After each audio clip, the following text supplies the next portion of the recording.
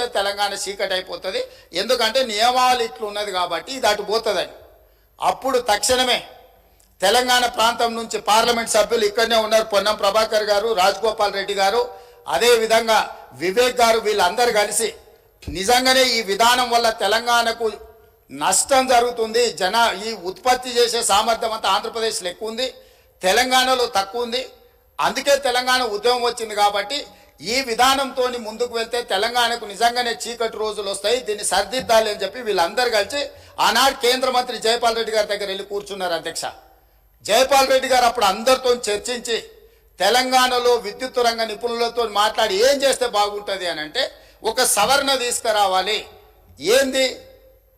ఉత్పత్తి ప్రాతిపదికన విభజన జరగకూడదు, వినియోగం ప్రాతిపదికన విభజన జరిగినప్పుడు ఉమ్మడి రాష్ట్రంలో తెలంగాణ ప్రాంతానికి అత్యధికంగా ఏదైతే విద్యుత్ వినియోగం జరుగుతున్నదో వినియోగ ప్రాతిపదికన మనకు విభజన జరిగితే తెలంగాణకి ఎలాంటి ఇబ్బంది ఉండదు అని చెబితే హుటాహుటిన జైపాల్ రెడ్డి గారు సోనియా గాంధీ గారి దగ్గరికి, మన్మోహన్ సింగ్ గారి దగ్గరికి వెళ్ళి హైదరాబాద్తో కూడుకున్న తెలంగాణ రాష్ట్రం ఇచ్చిన మనం తెలంగాణకు విద్యుత్తు ఒకవేళ కొరత ఏర్పడితే తెలంగాణ రాష్ట్రం అభివృద్ధి కుంటుపడుతుంది, కుప్పగూలుతుంది అని చెప్పి జైపాల్ రెడ్డి గారు వెళ్ళి కన్విన్స్ చేసి రాష్ట్రం ఏర్పడిన తర్వాత స్పీకింగ్ ఆర్డర్ ఇప్పించండి. అధ్యక్ష, విభజన చట్టంలో లేని, రాజ్యాంగంలో లేని ప్రత్యేకమైన మినహాయింపు ఒక్క తెలంగాణ రాష్ట్రానికి ఆనాడు ఇక్కడ ఉన్న ఎమ్మెల్యేలు, ఆనాడు ఎంపీలుగా పోయి జైపాల్ రెడ్డి గారితో మాట్లాడితే జైపాల్ రెడ్డి గారు కేంద్ర మంత్రిగా ప్రధానమంత్రి మన్మోహన్ సింగ్ గారిని, యూపీఏ చైర్పర్సన్ సోనియా గాంధీ గారిని ఒప్పించి వినియోగం ప్రాతిపదికన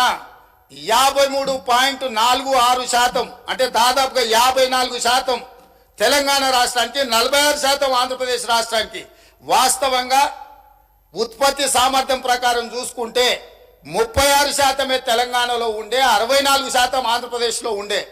విభజన చట్టం ప్రకారం తెలంగాణకు 36% వచ్చే విధంగా, ఆంధ్రప్రదేశ్కి 64% వచ్చే విధంగా ఉంటే జైపాల్ రెడ్డి గారు తీవ్రమైన కృషి చేసి తెలంగాణ రాష్ట్రానికి 53.46% ఇప్పించి కేంద్ర ప్రభుత్వం నుంచి ఆదేశాలు ఇప్పించి ఆనాడు తెలంగాణ రాష్ట్రాన్ని చీకట్ల నుంచి కాపాడింది. అధ్యక్ష, ఇక్కడ కూర్చున్న వాళ్ళు పొంకనాలు కొడుతున్నాడు ఎవడేం చేయలే.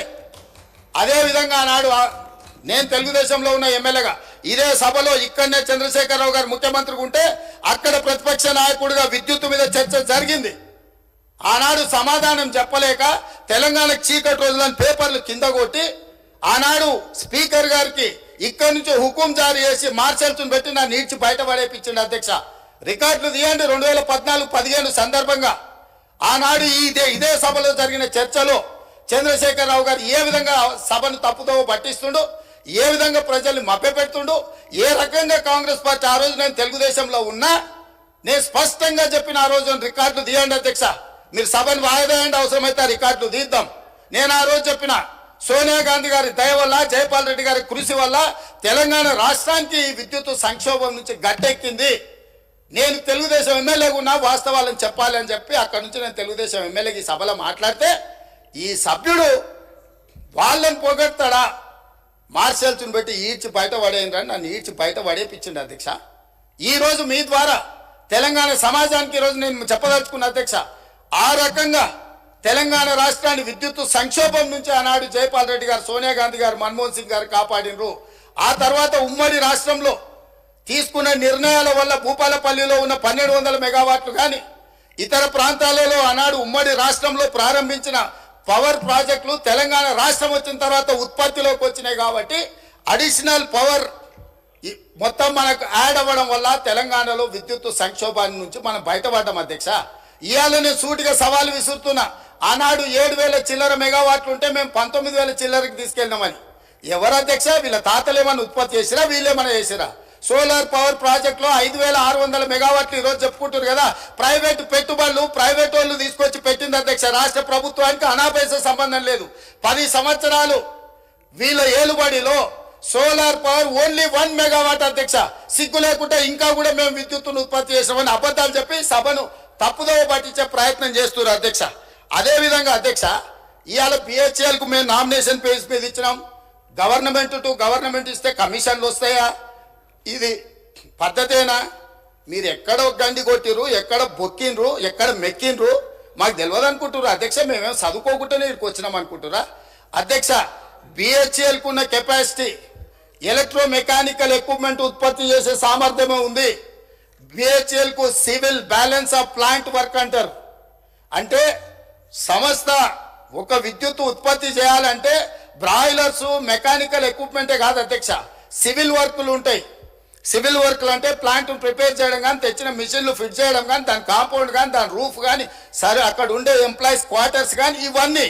సో ఎప్పుడు కూడా ఈ దేశంలో ఉమ్మడి రాష్ట్రంలో ఏదైనా పవర్ ప్రాజెక్టు నిర్మాణానికి ఎలక్ట్రో మెకానికల్ ఎక్విప్మెంట్ సంబంధించిన ఉత్పత్తి కానీ లేకపోతే సరఫరా కానీ బిహెచ్ఎల్కి ఇస్తారు, లేకపోతే బిహెచ్ఎల్ లాంటి సంస్థలకు ఇస్తారు. మిగతా సివిల్ వర్కులు మొత్తం BOP balance of plant work అంటారు. అవి మిగతా కాంట్రాక్టర్లకు ఇస్తారు.